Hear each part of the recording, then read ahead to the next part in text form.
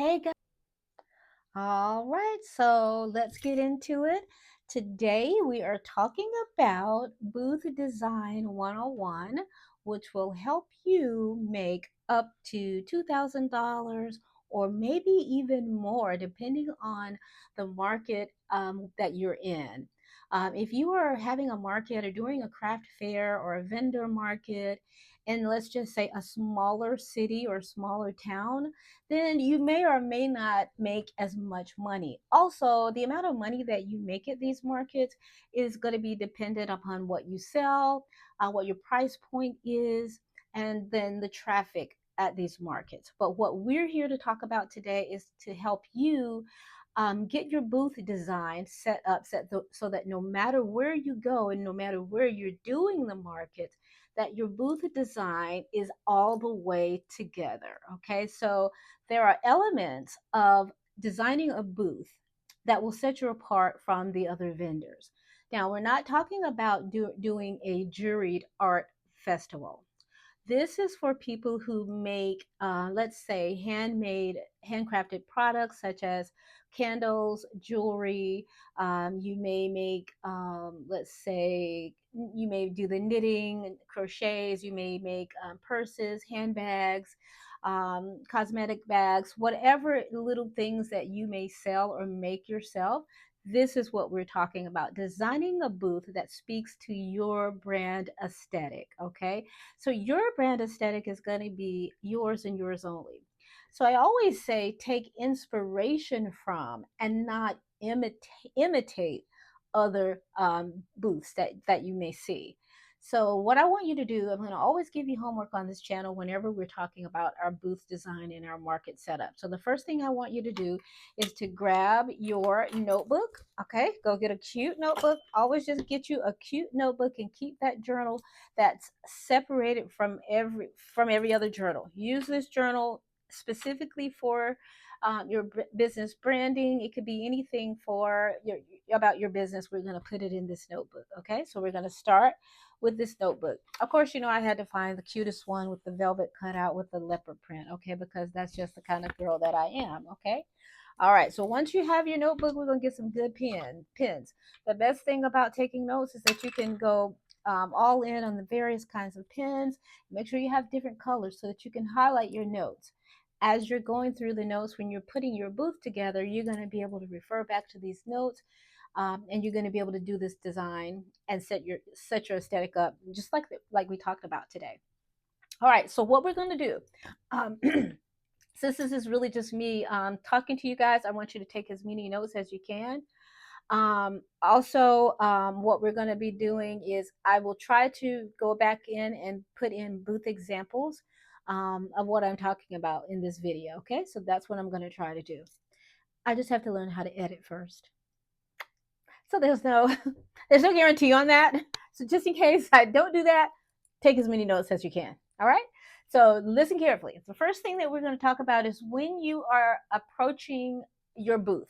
So what we're doing, you are the consumer. What I want you to do is think of yourself as the consumer, your customer. You're walking up to your booth. There are 300 other, booths at this festival. There's this great craft festival. You're there. There are 300 other people they could shop at either booth, right? Why would they shop from you with you? That's how you have to think. So what I want you to do is pretend in your mind and you remember your current booth setup. How does it look? Does your booth look as people are approaching it? So you gotta, are we doing a full frontal setup? There's a way that we can have the layout set up so that your booth is seen from both sides. But typically at the larger fairs, you really don't have the side accessibility for your booth. Okay, so normally I would always suggest planning for just the front of your booth for your merchandising space. All right. So the first look is what is going to attract your customers. They're going to do a drive by. And most people like to, as consumers, when they get to the festival, they like to do their first walkthrough, and they want to walk around and check everything out before they decide to make some purchases. Your goal is to set up a noteworthy booth so that it's so attractive, so eye catching that they're going to really say, I'll be back. Or they may just want to grab it right there so that they don't forget or spend their money and not be able to get some stuff from you. You just want to have the booth that grabs their attention. How do we do that? So let's start your notes. All right, I try to narrow it down. There are a lot more, we can start with about 10 layers of design. Excuse me. So there are design elements that I want you to think of. So let's start from the top of your booth. The number one thing we need to discuss when we talk about the booth before we get into the design, we have to get a quality tent. How many times have you been to a craft fair and you just see these people? They may have just like a random little tent that they got from the local sports store, just the Walmart or whatever. Don't do that. If you're serious about this, if this is your business, if unless your product is that type of level product, don't get your tent from a place like that. You need to invest the money into a good, very sturdy, quality, high level tent. The better vendor markets will actually require this. So I suggest that you go ahead and invest in a booth that's going to last you for years. Okay, I'll have my recommendations the in the comments. I mean, not in the comments, in the description. I will have the booth that I've had bought 3 tents. This is the one that I should have bought the first time. Although my second tent really did last for a couple of years. But there's some things with the tent that you want to consider. If you're doing markets every week, every month, even, you want to get more of a commercial grade tent. You got to think about rain. You got to think about weather. You got to think about storms, especially if you're doing 2 or 3 day markets. Um, Even here in the Atlanta area, we get rainstorms all the time. Your booth has to be able to withstand those storms, or your products are going to get messed up. You also have to invest in, the other tip, always get a tent that has UV ray protection.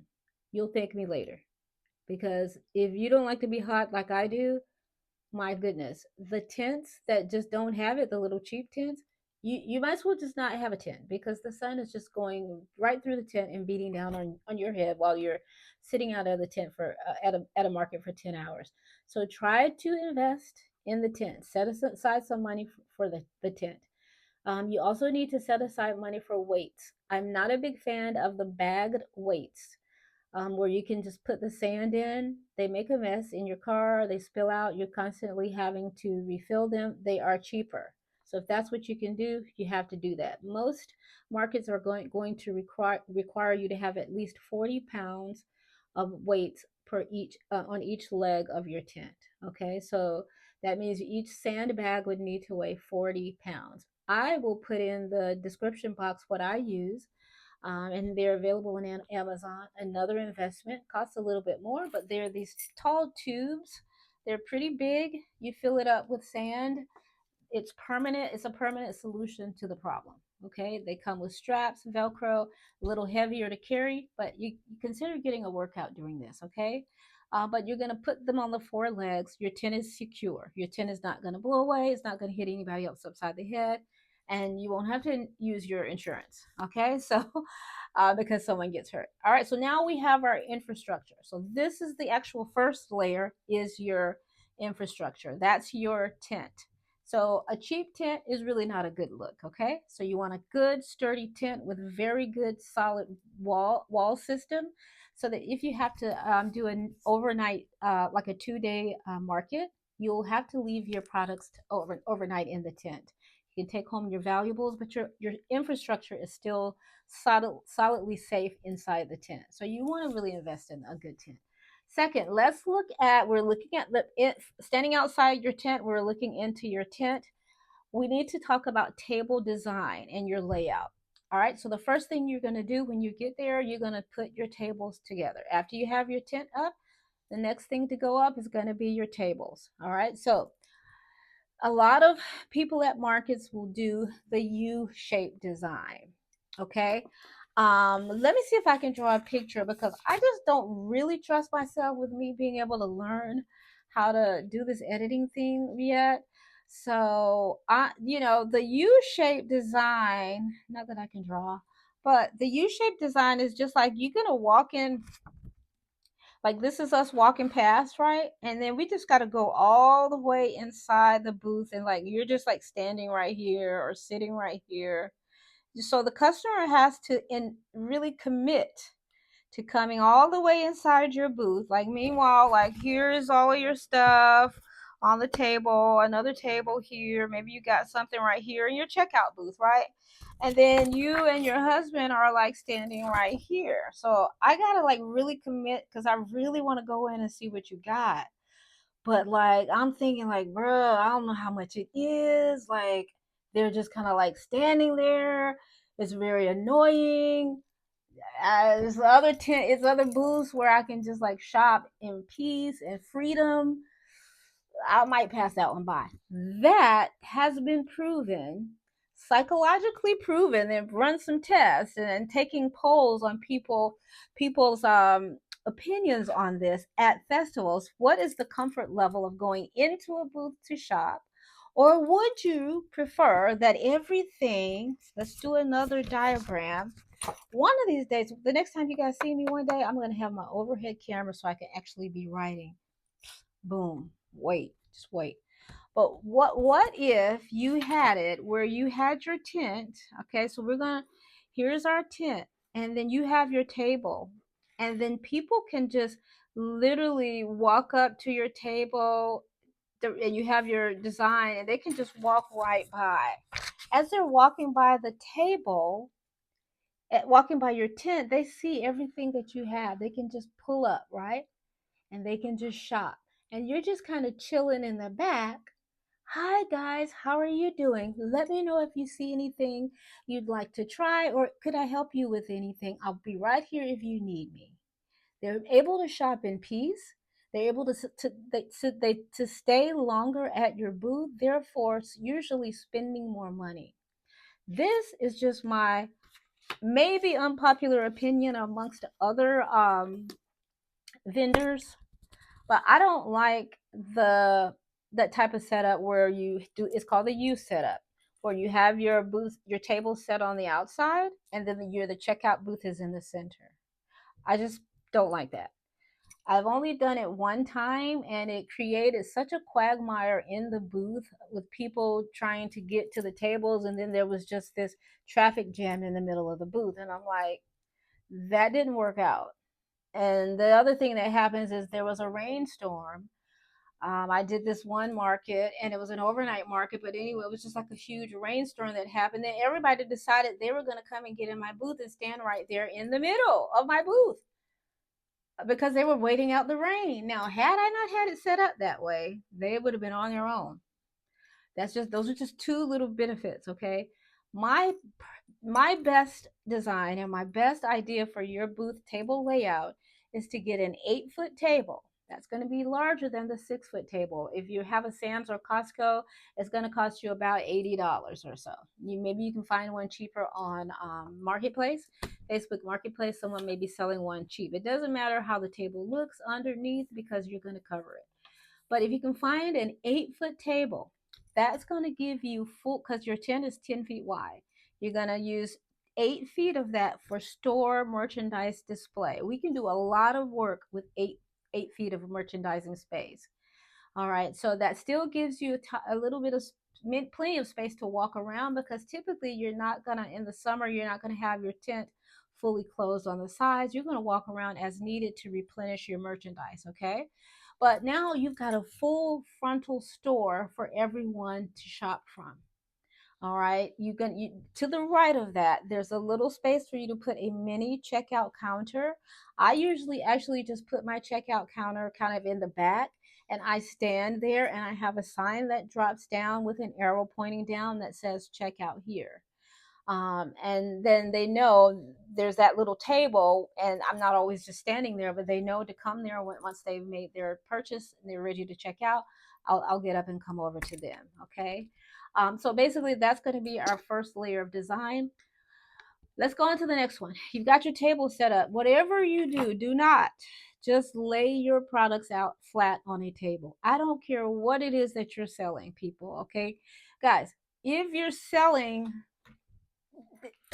ice bubble gum, do not just go like this and plant it on the table and you just got 30 of these bubble gums flat on the table. We're not doing that because this is your business. This is something that you created. This is something that you love and that you believe in. So, guess what? You're going to present it as such. So, that means you got to invest in what? Displays. All right, there are a number of different types of display systems that you can purchase depending on your budget. Um, I had my son to actually make one for me. So I'll take that one to larger markets. It is, I'll try to link, put a picture up at this part, okay? But the tent, it is like it's made out of plywood, has two wood planks, and it's a foldable stand. You can make it in different sizes. You're taking your merchandising space up when you use that. Other than that, you want to look for things like, depending on what you're selling, okay? If it's something small, lip balms, body butters, you can always find those display stands. They're going to be tiered because what you're trying to do is raise the eye level, your products to eye level, as close to eye level as you can get them, okay? And you just don't want to place them on the table flat because people are just walking by like, are these Girl Scout cookies? Like, what are we? What am I looking at right now? Like, you want to make sure that, hey, no, I laid this out for you. I mean, when they see your stuff, you want them to just be like, yes, they did this for me. Like, they actually, this presentation is, that's what you want them to say about your booth. And I guarantee you, I get invited to this day. I probably have 3 or 4 invitations to various markets from vendor people who are putting on markets based on them coming to my events, asking for my cards. Other people have referred them to me, and I just get invited to apply to these events or just to come to these events. I've been asked to come for free just because of my booth presentation, because it's a good look on the people who are putting on the event when they have outstanding booth presentations there for their customers. And it really looks great for the people who are doing the shows. All right, so we learned that we're going to bring our products up closer to height level, and we want to talk about symmetry. So what you do on one side of your table, try to mimic that on the other side. And in the center, we can go a little lower with smaller products in the center. Okay, so if we're doing a tower here, we've got products here. In the center, we can have some things like maybe a little basket of stickers, or maybe if you're selling bookmarks, something a little lower with your bookmarks tiered. Because so now our customers are looking up, and then that gives them like, oh wow, okay, I'm shopping. You want to give them the feel that they are at this amazing bazaar. Just think on a different level when it comes to presenting your products. Okay, so now we're not on the flat tablecloth. What kind of tablecloth are we using?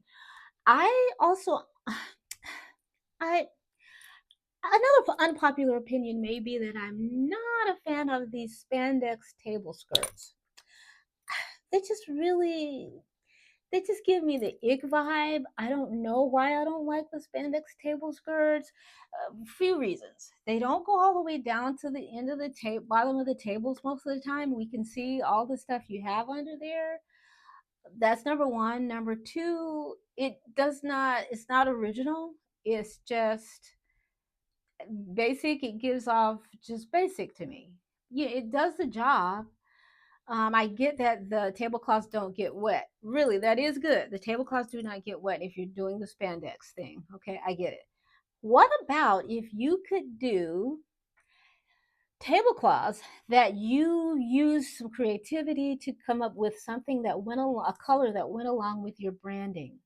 We're going to do a whole separate video on branding. If you don't know what branding is, you got to check out that video, okay? Whenever it's ready, if it's ready when I finish editing this, I'll link it. I got to figure out how to do that. But branding, there are some ABCs to branding. So your branding is going to be all up in this booth on the outside of this booth, your branding could be on the tablecloth. All right, you could do that with I like the flowy look of a linen style or a cotton tablecloth, whatever the color that you're going for that's in your branding, within your branding colors. So typically with a branding scheme or a branding color palette, you would have maybe four colors. So for a Tupelo rose, for example, I've got dark brown, a beige, a lighter tan, and kind of a darker brown. Sometimes I can switch that off to a black, depending on what for my logo. So I've had my graphic designer, who happens to be my daughter. My youngest daughter is my graphic designer, so she did all of my branding. I will link her information below to her Etsy page, but yeah, you got to have a branding color palette so you know where to go, what colors to stay in, where you want to go with your tablecloth. What kind of what colors are we doing for what our displays? Okay, so that will give you all of the information that you need. Where can you get your tablecloths? We're just going to go to Amazon. When you get a little further on into into like doing the markets and you want to put a little bit more money into it, you can get a branded tablecloth. They're just very expensive, guys. They also have custom tablecloths on Etsy. People who can do a linen one, I love that look. But when you're just starting off, if you can just get a basic tablecloth that goes within your branding scheme and your color palette, you'll be good to go. All right, so we talked about the table, we talked about your booth infrastructure, we got your table, we have what we're putting on the table. We're using an 8-foot table. We are not laying our products flat on the table. We are spending time decorating the table. Once we have our displays, now you have to fill the displays with product, okay? Make sure you have enough product for the displays that you choose. If you don't carry a lot of things, you don't need a huge display setup, but you also don't want it to be very sparse. So the 8-foot table, if you don't have a lot of product, get the 6-foot table. But what you don't want to do is have a teeny tiny 4-foot table in this huge 10-foot tent. So whatever you do, try to at least fill out the 6-foot table. Okay, you're going to have that table at the front of your tent. Push it back a little bit, just enough so that you can close the tent if you need to, and allow a little bit of space so that when customers are shopping, they're out of the sun a little bit. Good thing if you can get an awning for your tent. It's expensive. It's an extra add-on. You can do that later. Necessities are this placement of your table. You've got your displays there. You're going to do signage. Signage is also very important. Signage and pricing. So signage and pricing are very important. You don't want people to have to ask you, well, how much is this? How much is this? How much is that? Always label everything, but don't over label. Okay, so that's very like broad, right? Like, so label everything but don't over label. So you don't want to have prices on every shelf of everything. Like if you happen to take one of, have you ever seen the collapsible bookshelves? They sell them on Amazon. Those are really really good for people who sell things like the makeup bags, the cosmetic bags. If just sell anything that needs to be displayed on a shelf, you can get that. Well, if you have that, that takes up a lot of space, which is really great. So for that, you could have one price on one shelf for one level of products. Then maybe here you have your mini makeup bags, for example. Your larger bags are here, they're $30. The mediums are 20, and then your mini bags could be on the bottom shelf for 10. You don't have to have three or four price signs on the same shelf. One sign per shelf for different prices is good. If everything on that shelf is the same, you could have a nice price at the sign at the top. Always look at how what type of pricing sign you're making. You don't want to just hand write a sign on a white sheet of paper. Well, we're not doing that. What we're doing is we are going out and getting either a picture frame.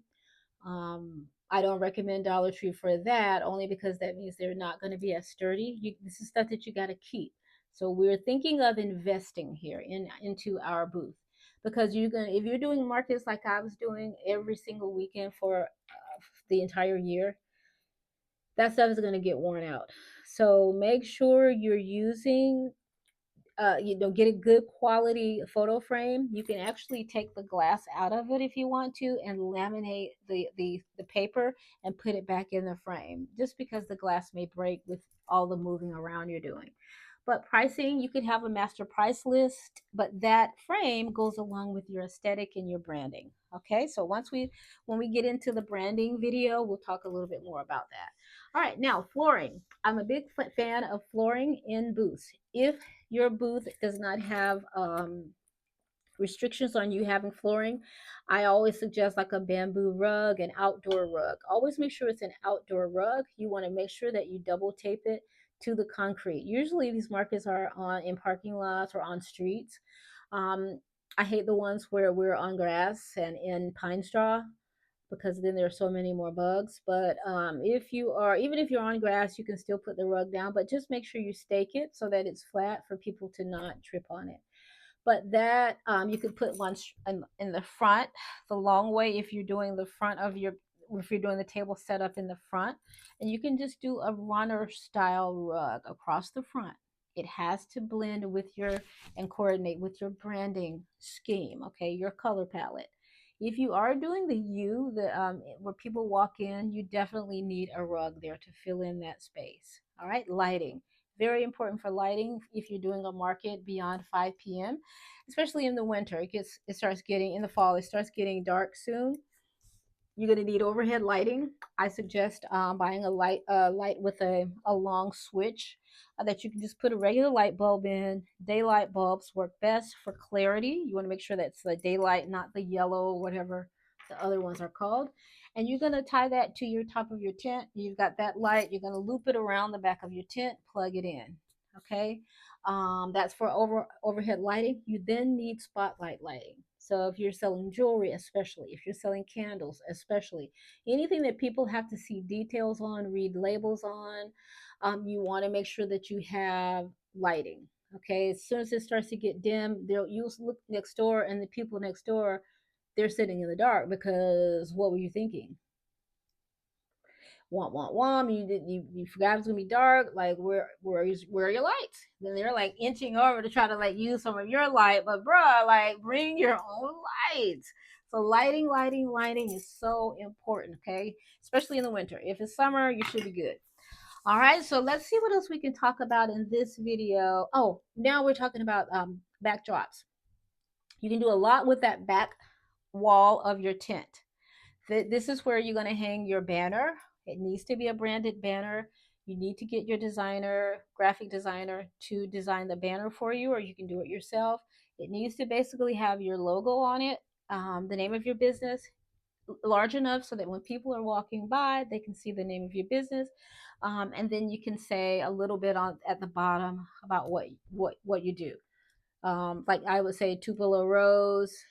I have a few different banners for different things.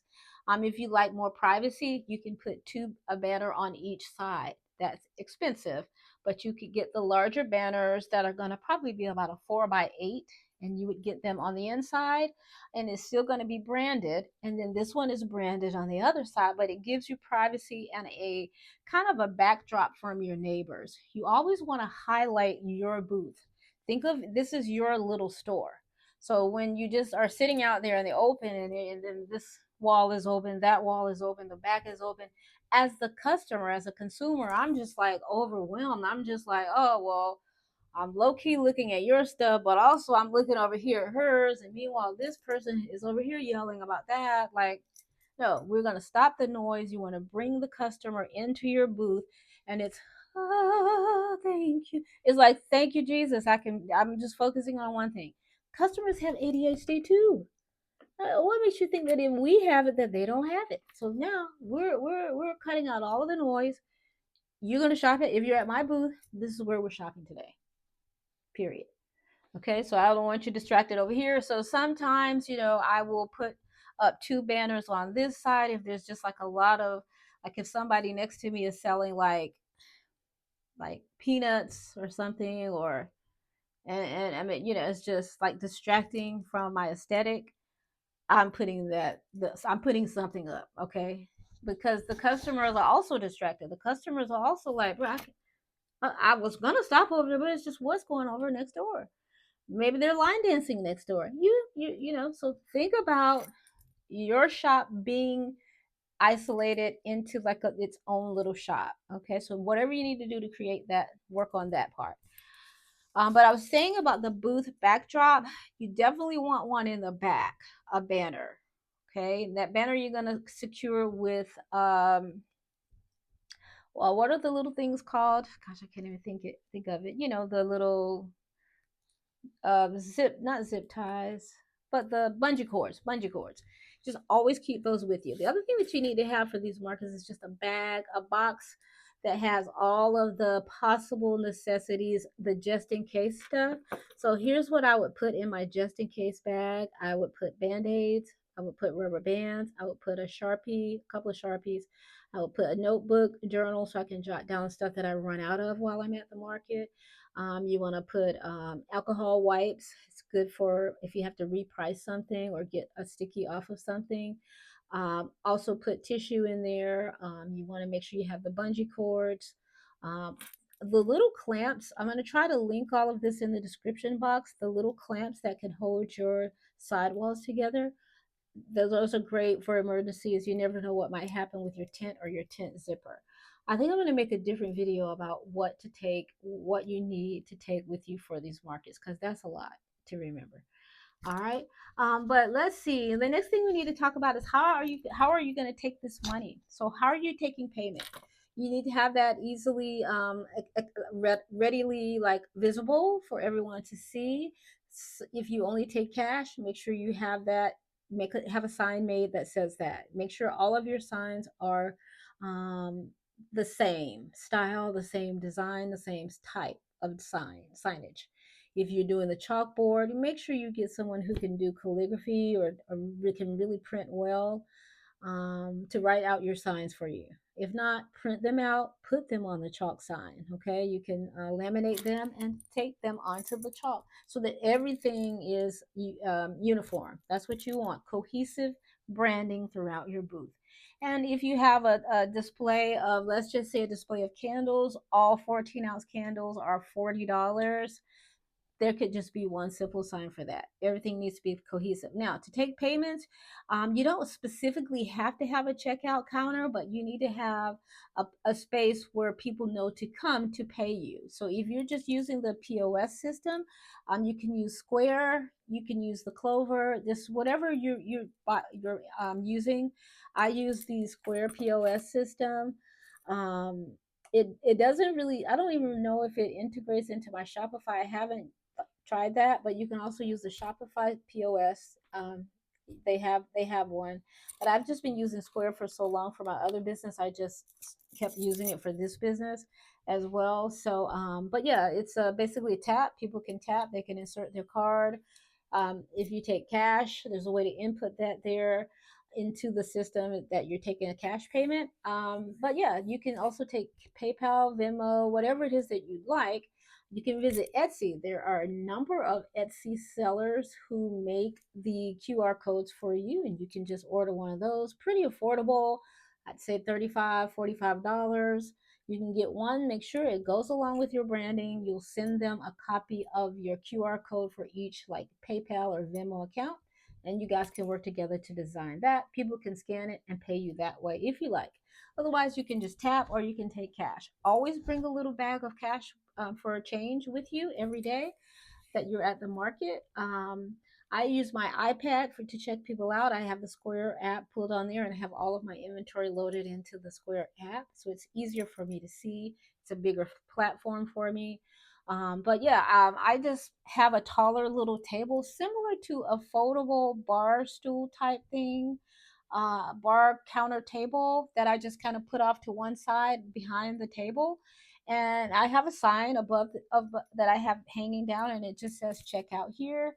And that's where I check people out. They come to that side, I grab some bags, and I will check people out. But there's so much more. We can talk about your branding for your bags. We can talk about how you're going to, are we adding tissue paper to this? Do you have to wrap things?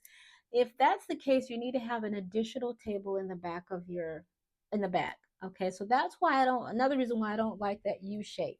you can't really do your packaging and your customer presentation. The presentation of your packaging is really important. So if you're doing that U shape where people are having to walk in and you're just squeezing by, just barely struggling to get by, and living in that little area back there for like 8 to 10 hours, why are we doing that? I'm not doing that. I need space to keep my cooler. I have like two fans. I need more space than my customers because I'm going to be there longer than them. If it's in the winter, I got stuff to keep me warm. I need to be able to be, comfortable while I'm there. I have to have my snacks, my meals. I have usually a whole other table set up back there. Half of the table I use for my snacks. The other half is for the fan and then for packaging. So I have tissue paper, I have business cards, I have candle care cards. Whatever product they have, I have something that I'm putting in their card along with a coupon. And then I have to package that up. So I want to hear, oh my God, that's so cute when I hand them their bag. If your customers are not saying that when you hand their package to them, your branding is you didn't put that heart and energy into it. So we need to level that up. So that's why I'm here and I'm going to help you with that. Okay. So what you can do is you have questions or comments about anything that I was sharing with you today, drop them in the comments. If you have questions about specific links, I'll respond and I'll link them for you. But in a nutshell, just go back over this video, take down some notes, okay? Take down the notes because remember, you're building and designing a booth. We're not just going to a market and setting up a booth, okay? So I want you to think from that as if you were designing the booth that you would like, okay? And so there's so many levels I didn't even mention today. We didn't talk about aesthetically improving the exterior of your booth. There are things that you can add to the foots of every, or I would say the front of every piece of your booth, okay? On the front we could have a front banner, we could do flags, we could do floral banners across the top. We could have freebies. We could have a spinning wheel. We could have a gumball with freebies in there, a gumball machine. There are so many ideas. The goal is to bring customers into your booth and get them to make a purchase. Okay, and the more eye-catching your booth is, the better your products look, the more likely that you are to make that sale and to get those numbers up to get that $2,000 day at the market. So I hope these tips helped you guys today. I'll continue making more content like this. So if you like it, check out this other video. I'm gonna try to link it here as well. Again, remember guys, I just got started. So if you see that I did not link it, guess what? Girl, I was just trying to do my best to finish this video and I'm just trying to learn how to edit. So, but I'm gonna try to do what I can, but just check my other videos. Maybe you'll find it. Okay. Take care. Bye. See you later.